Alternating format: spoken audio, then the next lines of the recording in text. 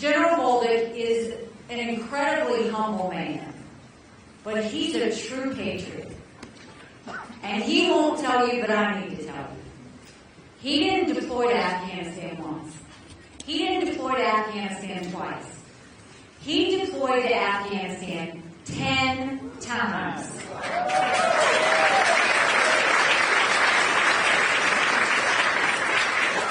He served our country. He is a true soldier at heart. But even after he's retired, he's now a law enforcement officer. Think about that.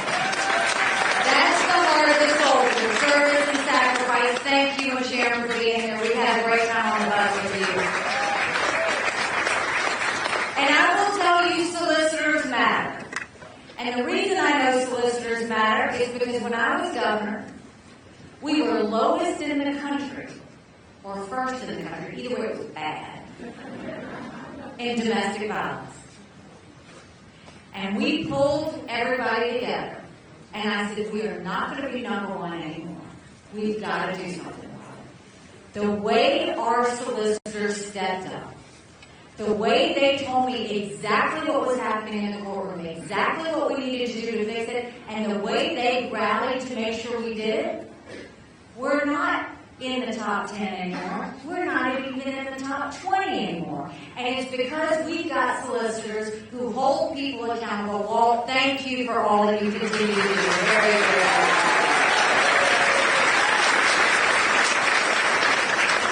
And you know, I represented Lexington County, and what I love about Chris Wooten, he's just normal.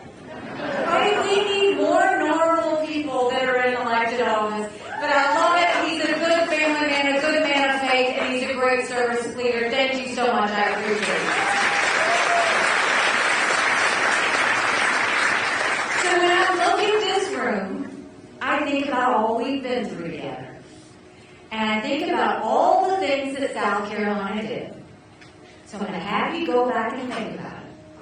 When I first came in, we had 11% unemployment.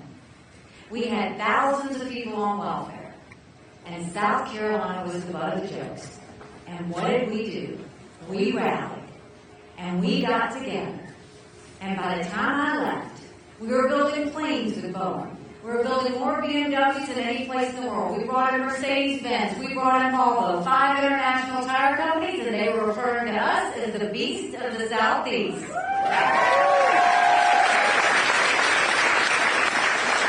We went from 11% down to 4%. We announced jobs in every county in the state. We did pension reform. We did tort reform. We paid down our debt. We built up our coffers. We cut taxes. But we also acknowledged some truths. We said if you have to show a picture ID to buy student fed, if you've got to show a picture ID to get on a plane, you should have to show a picture ID to protect the integrity of the election process. We passed voter ID in South Carolina. We passed the toughest illegal immigration law in the country. President Obama sued us over it, and we won. We held elected officials accountable. If you want to know why I'm not popular with the politicos in Columbia, it's because we made them start showing their votes on the record. So you could see how they were voting and not hiding behind voice votes. We made them start to disclose their income so you could see exactly who was paying them. We vetoed $500 million worth of pet projects because your tax dollars didn't need to be going to those. And by the time we finished what we were doing together, South Carolina was named the friendliest state in the country. It was named the one I love, the most patriotic state in the country. And don't blame me for this one. We were named the number 2 state in the country people were moving to. And now you look at where we are. Times are tough.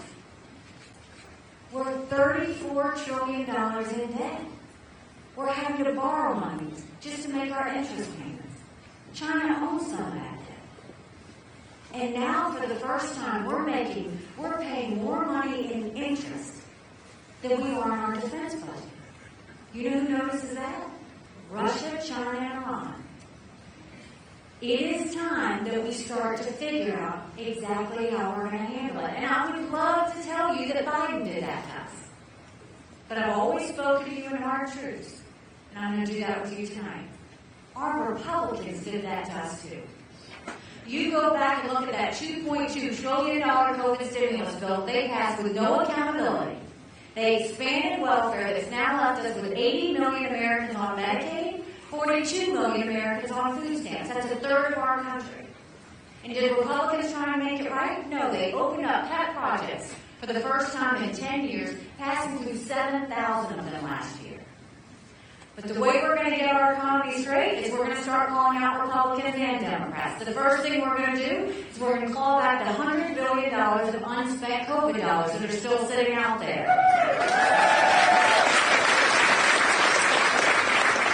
Instead of 87,000 IRS agents going after middle America, we're going to go after the hundreds of billions of dollars of COVID fraud. $1 out of every $7 was spent fraudulently. If 8% of our budget is interest, quit borrowing. Cut out the credit cards. You have to balance the budget every day. I had to balance the budget as governor. Why is Congress the only group that refuses to balance the budget?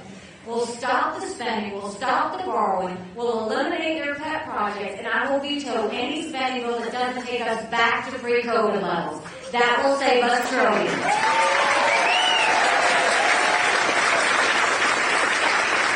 We will take as many federal programs as we can, and we will send them down to the state level. That will dramatically reduce the size of the federal government, and it will empower people on the ground.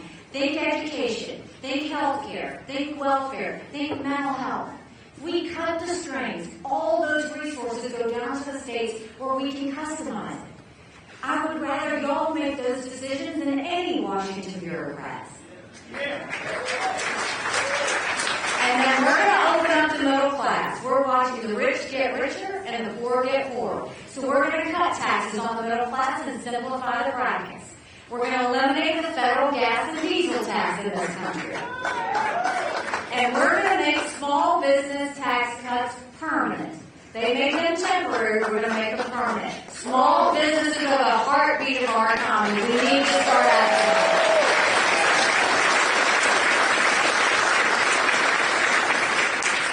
And you know, talking about Congress, they have one job, and that's to make sure that they give us a budget on time.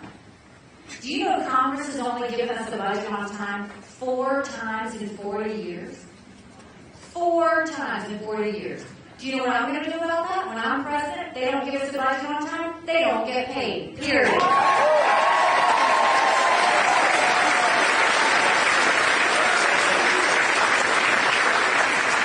Don't you think it's finally time we had term limits in Washington, D.C.?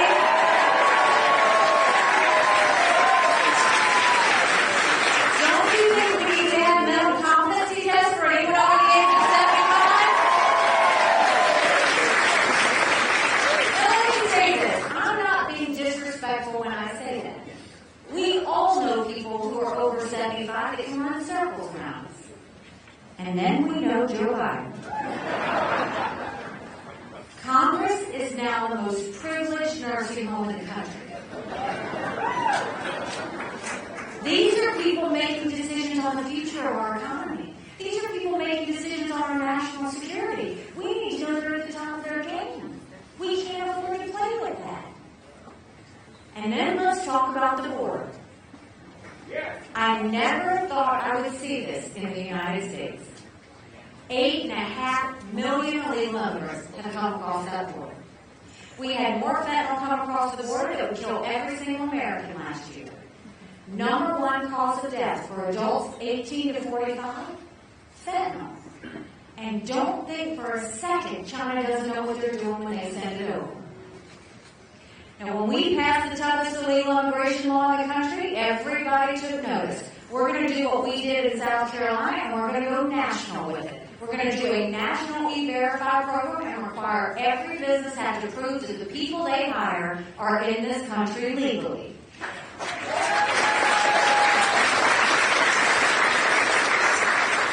We're going to defund sanctuary cities once and for all. No more safe havens in America. We're going to put 25,000 Border Patrol and ICE agents on the ground and let them do their job. We're going to go back to the Remain in Mexico policy so that no one even steps foot on U.S. soil. And instead of catch and release, we're going to go to catch and deport. That is what will stop what's happening on the border. And let's look at what happened last week. Because there was a border bill last week. Now, I'll tell you, when you look at the border bill, what the bill did right was it strengthened asylum laws. We have to do that. 3 million illegal immigrants came in under Trump because we didn't have strong enough asylum laws. We need to strengthen those. What was wrong with the bill was it didn't have Remain in Mexico. We need to have that. And it had a 5,000 person threshold. We can't even have a 1 person threshold. But the problem was, when Congress voted on it, they didn't go back and try to make it right. They didn't go in and say, let's fix it and make it harder. They went home. And then on top of that, what happened? President Trump told Congress, don't pass anything until after November. We can't wait that long.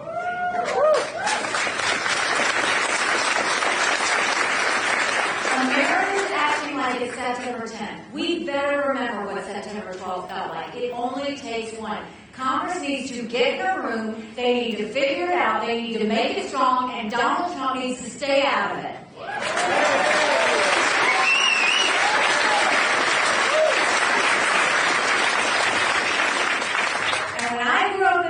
South Carolina. My parents always taught me, you take care of those who take care of you. But I'm going to ask you if we're taking care of those who take care of us. Right now in America, over 35,000 veterans are homeless. 1 in 3 suffers from PTSD or thoughts of suicide. We lose 22 heroes a day to suicide. If a veteran needs a doctor's appointment, on average, it takes 29 days.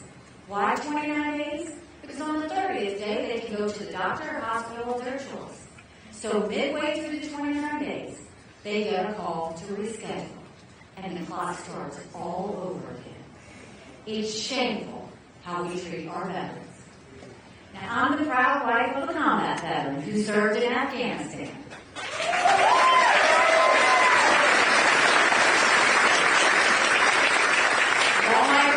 Deployed while I was governor, and when he came home to us, that was a lot of prayers answered. But when we got home, life got hard. Michael couldn't hear loud noises. He couldn't be in crowds. Life had passed him by for the year that he was gone, and the transition was tough. We can't just love our men and women when they're gone. We gotta love them when they come back home too.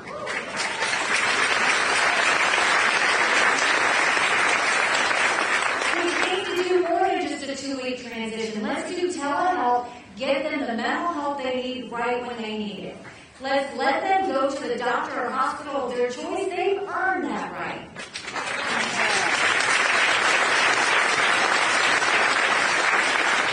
And I think the best way to deal with VA health care, I think every member of Congress should have to get their health care from the VA, and you are.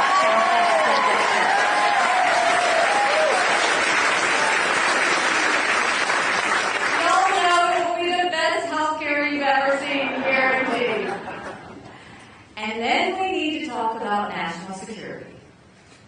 The world is on fire, literally. You've got a war in Europe. You've got a war in the Middle East. You've got North Korea testing intercontinental ballistic missiles capable of hitting the U.S. You've got China on the march. Make no mistake, none of that would have happened had we not had that debacle in Afghanistan.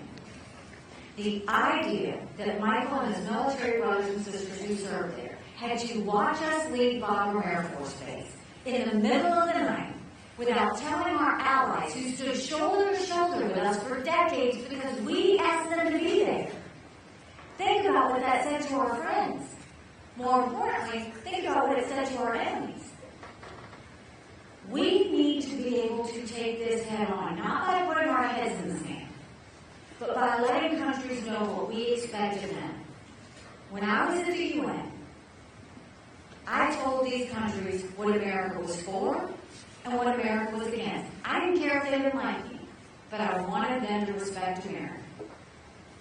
And I want you to think about what happened when Donald Trump gave that speech in Conway. He said that he would not defend any NATO country if they weren't pulling their weight. He doubled down and said not only would he not defend, he would encourage Putin to invade those NATO countries if they didn't pull their weight. Think about that for a second. His true self comes on when he goes away from the telephone. He's going to side with a thug where 500,000 people have been wounded and killed because Putin invaded Ukraine. He's going to side with a dictator who kills his political opponents. He's going to side with a tyrant who arrests American journalists and holds them hostage. He's going to side with Putin, who's made no bones about wanting to destroy America. And he's going to side with him over our allies who stood with us after 9/11. In that one moment, he put all of our allies in danger, but he put all of our men and women in uniform that are serving there in danger. NATO has been a 75-year success story because it's an alliance that intimidates Putin. It's an alliance that intimidates China. So when they think it's open season, they see Joe Biden's not doing anything. That's why Putin invaded Ukraine. And now they see Donald Trump saying, we're going to let Putin do what he wants. And what has Putin started to do 2 days ago? He's now putting forces around the Baltic states. Why does that matter? Putin said once he takes Ukraine, Poland and the Baltics are next. Those are NATO countries that immediately puts America at war. This is about preventing war. We should always be focused on preventing war. And the way that we do that requires discipline. And it requires us being smart, not careless with what we say. And in that same moment, that same night, he made fun of my husband's military service. Now, Michael and I can handle it, because we're in a political arena if you learn not to take things personal. But you say something bad about one member of the military, you're saying something bad about every member of the military.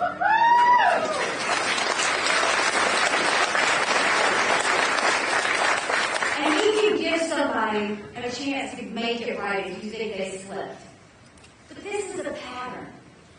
This is the same thing he did when he said that men and women who lost their lives in the military were suckers and losers. This is the same thing when he was at Arlington National Cemetery and he said, what was in it for them? But it's because he's never been around a veteran.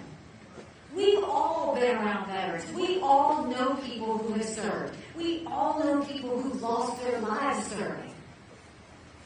But the truth is, Donald Trump's never been near a uniform. He's never laid on the ground. The closest he's come to harm's way is a golf ball hitting on the golf course. And that's the truth. So we know that we need to take care of our national security. We know that we need to take care of our domestic policy. But now let's talk about the choice that everybody has to make. When you look at this election, it's been a year since I announced I was running for president. We had 14 people in that race. I've defeated a dozen of the fellas. I just got one more I got to catch up to.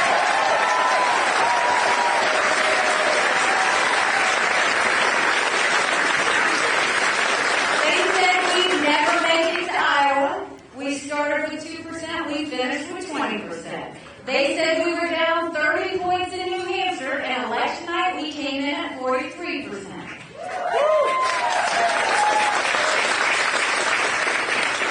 And what happened? Donald Trump was unhinged. He literally went on a temper tantrum talking about revenge. And my dress.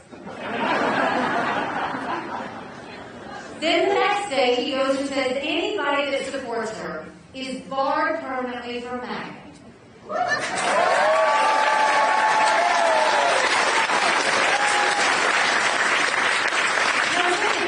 When you're running for president, your job is to bring people in, not push people out of your club. But we had a little fun with that. So we sold t-shirts that said barred permanently. We sold over 20,000 t-shirts. Then the next day, it keeps on coming. Then the next day, he pushes the RNC to name him the presumptive nominee. After 2 states, we don't anoint kings in this country. South Carolinians deserve the right to vote.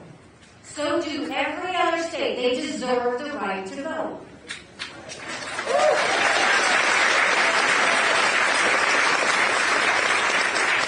And then there are 2 more court cases where judgments come down.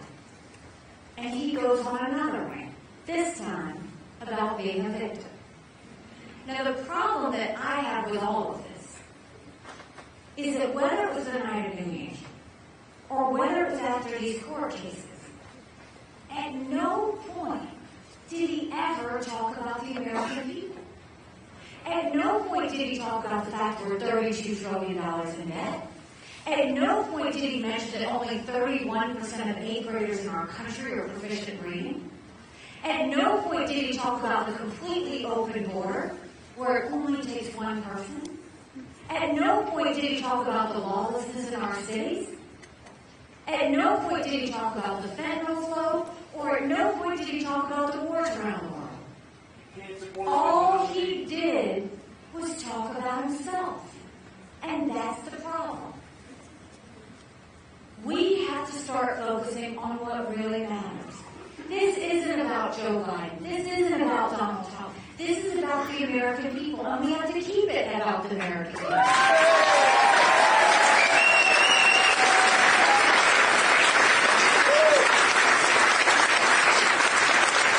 I told you to talk about some hard truths, so here are mine. I voted for Donald Trump twice. I was proud to serve America in his administration. I have no issues with him. This is not a dislike of him or anything else. The fact is, chaos follows him wherever he goes. And we can't get a country in disarray and a world on fire and go through 4 more years of chaos. We won't survive it. The other part is, if we want to correct this country, which I think you all want to do, we have to win. And he can't win. He lost it for us in 2018. He lost it for us in 2020. He lost it for us in 2022. But look at what happened last week. He loses another case where he doesn't get immunity. He's now going to be Citizen Trump. Republicans lose a vote on Israel. Republicans lose a vote on Mayorkas and the border. The RNC chair loses her job. And his fingerprints are all over it. Everything he does, we lose. And at some point, we've got to say, maybe he's the problem.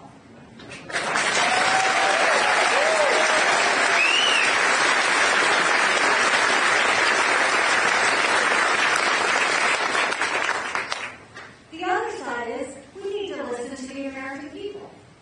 70% of Americans have said they don't want a Trump-Biden rematch. They don't want those 2 candidates. The majority of Americans disapprove of Joe Biden. The majority of Americans disapprove of Donald Trump.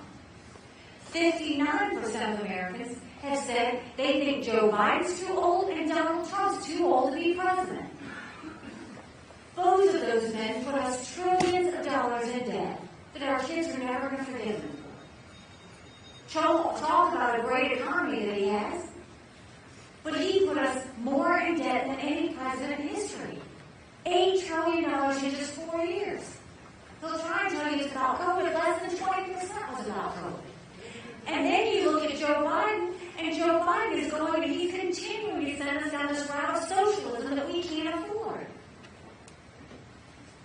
So at some point, we need to look at what the American people want. And the issue is, do we want more of the same, or do we want something new? Because I'll tell you this, more of the same is not just Joe Biden. More of the same is also Donald Trump. Another truth, we will have a female president of the United States.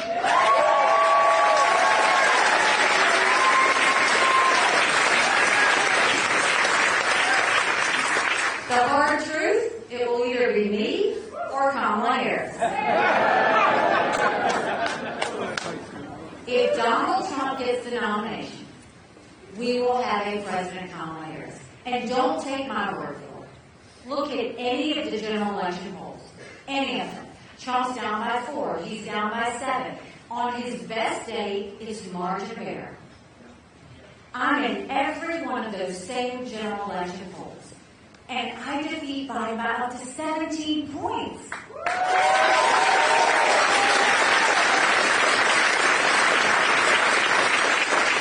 know what that means? That's bigger than the presidency. That's House, that's Senate, that's governorship, that's school boards. That's starting to get our country back on track.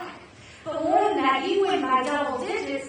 We go into D.C. with a mandate to stop the wasteful spending and get our economy back on track. A mandate to get our kids reading again and go back to the basics in education. A mandate to secure our borders with no more excuses. A mandate to bring law and order back to our cities, and a mandate for a strong America that prevents wars that we can all be proud of. Don't you want that?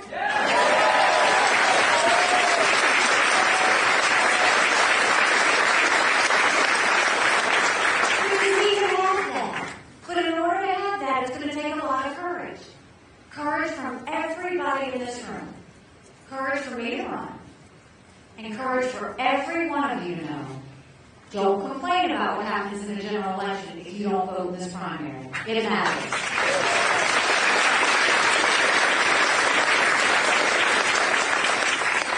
7 months ago, I dropped Michael off at 4 a.m.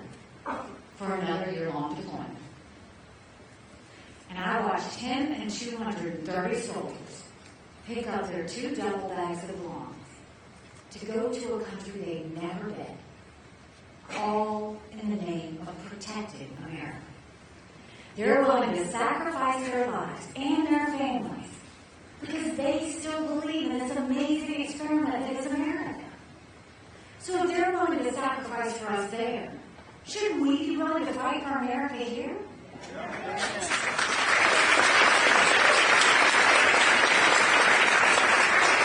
Because we have a country to save. You know, I turned on the TV yesterday, a couple of days ago, and I saw a commercial that Trump was running against me. And I thought, funny, if he's not that worried about me, why is he running commercials? But it's what was in those commercials that was interesting. Every bit of it was a lie. He said I was for open borders. You can look at what I did in South Carolina and see that's never the case. He said I raised taxes. We never raised taxes, we cut taxes. He said I wanted to cut Social Security, or raise the life expectancy, raise the retirement age on Social Security. That's false. And I thought, you know what? He's going to lie about me. I'm going to tell you the truth about him.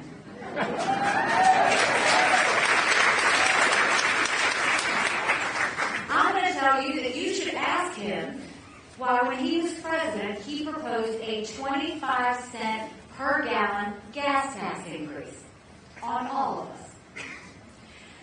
You should ask him why it is that he's not going to touch Social Security, but when he leaves, you're going to get a 24% benefit cut in your Social Security. Why don't you ask him why he has now proposed another tax increase on every American family by saying he's going to put tariffs on everything that comes into this country, from baby strollers to appliances. That's going to add a tax increase to every American family by more than $2,800 per year. I would ask him, but he won't do it. So we know we've got a job to do, right? Saturday's the day. It's election day. You can vote early. I know people who voted early. They said it's really easy. You go in, you go out. But this is what we need to do. We need to decide what it is we want. For me, what I can tell you, the reason that I'm doing this is because I worry about the younger generation. I worry about my kids. Because I see they've been through a lot. They went through COVID. They see this debt that government has and they feel it because they wonder what that burden is on them. They worry about whether they're ever going to be able to afford a home. They worry about where they're going to get a job. They wonder how they're going to make their dollars stretch. They're fearful of war. The thing we need to think about is, that I worry about in all of those things, they should not think it's normal to have this much chaos. They should not think it's normal to have this much anger. They should not think it's normal for us to be this divided. Because it's not normal. That's not who we are. Now, I told you about all the successes we had together. But now I'm going to remind you about the challenges we faced together. We had multiple hurricanes. We had a 1,000-year flood. We had a school shooting. We had the shooting of Walter Scott. And we lost 9 amazing souls in Mother Emanuel Church. Any one of those could have brought us to our knees. You think about what happened after the church shooting. Every other city was on fire. Ferguson was on fire. We turned on the TV and there were riots everywhere. Why didn't that happen to us? What did we do? We didn't have riots. We had vigils. We didn't have protests. We had prayer. The tone at the top matters. When we went through that,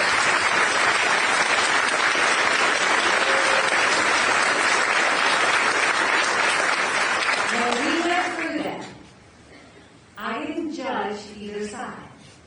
I didn't decide who was good or who was bad or who was right or who was wrong.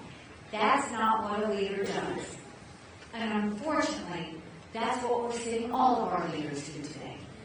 Instead, my goal was always to make you see the best of yourself and find a way forward. We need to do that in our country now, is find the best of ourselves. Can you imagine a country where you can have dinner and not have to worry about fighting with your family over politics? Can you imagine a country where you can go to work and say something and not worry you're going to be demoted? Can you imagine being in a country where you don't have this hate and this division and all of this chaos around you? I want you to imagine that. Because we're one step away from having it. But we just have to say it's time. Because America's tired. We know how to rally. We know how to self-correct. Now is that time.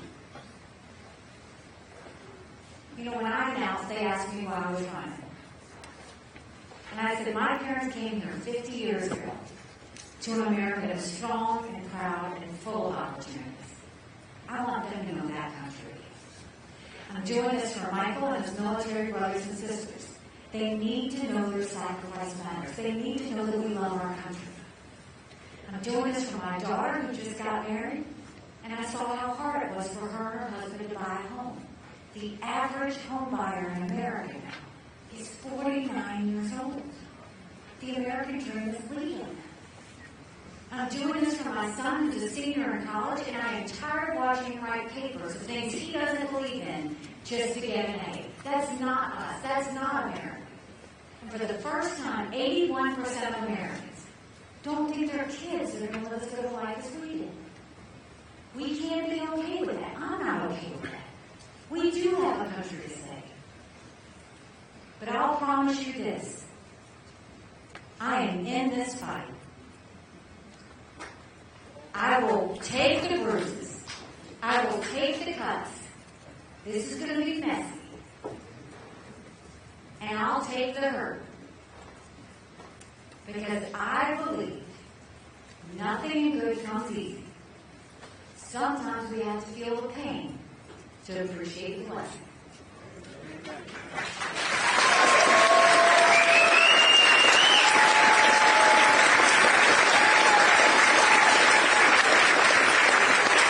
All I ask is that you stay with me and go through this with me. So we've got our chores ready for us. Election day is on Saturday. If you have voted early, you need to take 5 people a day to vote early. I need every one of you to take a yard sign, and if your neighborhood won't let you have yard signs, put it in the back of your car. And I need you to take everybody you know to the polls. You would be shocked how many of your friends and family are only general election voters. I want you to send them a message from me. In a general election, we're given a choice. In a primary, we make our choice. We have the chance to make our choice.